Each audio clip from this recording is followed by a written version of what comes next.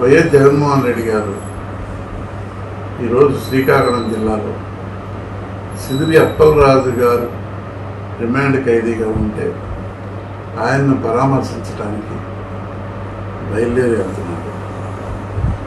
దీనిపై ప్రభుత్వానికి ఎందుకు భయం?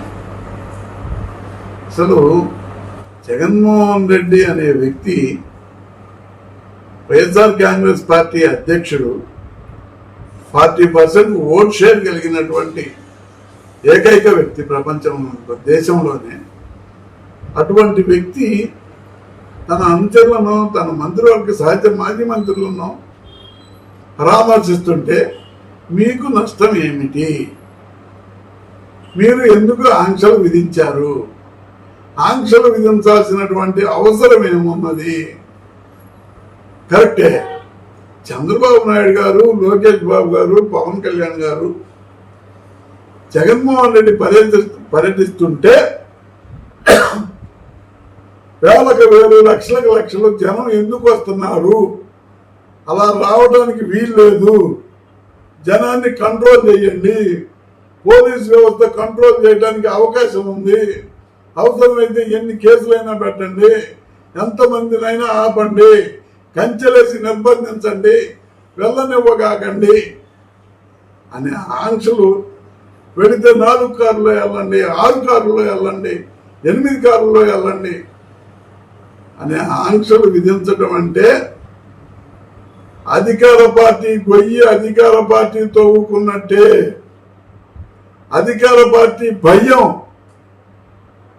ఆంధ్ర రాష్ట్ర వ్యాప్తంగా 5.5 కోట్ల మందికి జగన్మోహన్ రెడ్డిని చూస్తే చంద్రబాబు నాయుడు గారు వణుకుతున్నారు అనేది తేటతెల్లం అవుతుంది.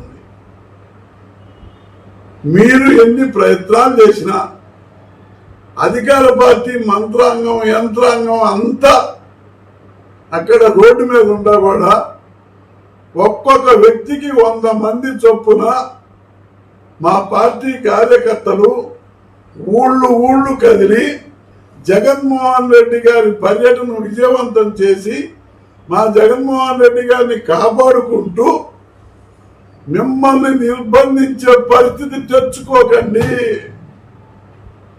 ఫ్రీగా వదిలేయండి, అభ్యంతరం ఏముంది?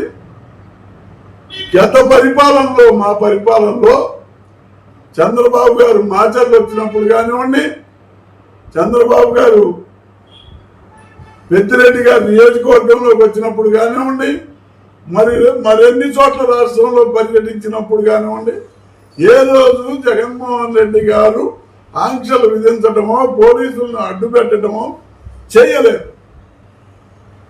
మా నాయకుడు 2 సంవత్సరాల 2 నెలల కాలంలో ఏ ప్రాంతానికి పోయినా ఇంతటి గొడవ కూడా, చిన్న ఎత్తంత గొడవ కూడా జరగలేదు.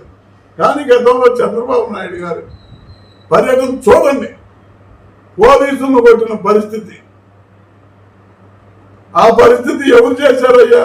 చంద్రబాబు నాయుడు గారు వాళ్ళ కార్యకర్తలను రెచ్చగొట్టారు కాబట్టి పోలీసుల్ని కొట్టారు. మనం 4-5 సందర్భాల్లో చూసాం. ఇక్కడ గుంటూరులో చంద్రబాబు నాయుడు గారు వస్తే జనం చనిపోయారు. కందుకూరులో చంద్రబాబు నాయుడు గారు వస్తే జనం చనిపోయారు. మా నాయకుడు ఇప్పుడు వరకు తండోపతండలుగా లక్షలాదిగా జనం వచ్చినా కూడా ఇంతటి దెబ్బ కూడా ఎవరికి తగలకుండా ఉన్నది. అది మా నాయకుడి యొక్క ధైర్యం, అది మా నాయకుడి యొక్క నైజం, అది మా నాయకుడి యొక్క ప్రజలకు ఇచ్చేటటువంటి వివరణ. ఎవరైనా మనం ఎవరి జోలికి వెళ్ళొద్దు, ఎవరిని తిట్టొద్దు, ఎవరిని ఏమనొద్దు, మన పని మనం చేసుకుంటా పోదాం. అధికార పార్టీ వాళ్ళు అడ్డగించినా కూడా వాళ్ళందరికీ దండం పెట్టో, పువ్వులు ఇచ్చో, లేకపోతే బ్రతిమలాడుకోనో మనం సాధించుకుందాం అనే ఆలోచనతో చెప్పేటటువంటి వ్యక్తే కానివ్వండి, దౌర్జన్యాలకి, దుర్మార్గాలకి, కుట్రకి, కుళ్ళుకి, కుతంత్రాలకి ఏ రోజు మా నాయకుడు తావివ్వలేదు. ఈ అంశాలన్నీ తెలుగుదేశం వారు మనసులో పెట్టుకొని కుళ్ళు, కుట్ర, కుతంత్రం, దౌర్జన్యం, దుర్మార్గం అంతా మీ పార్టీలో నుంచి వచ్చినవే. అవి ఈరోజు మాకు అంటగట్టాలని చూడటం అనేది దుర్మార్గమైన విషయం.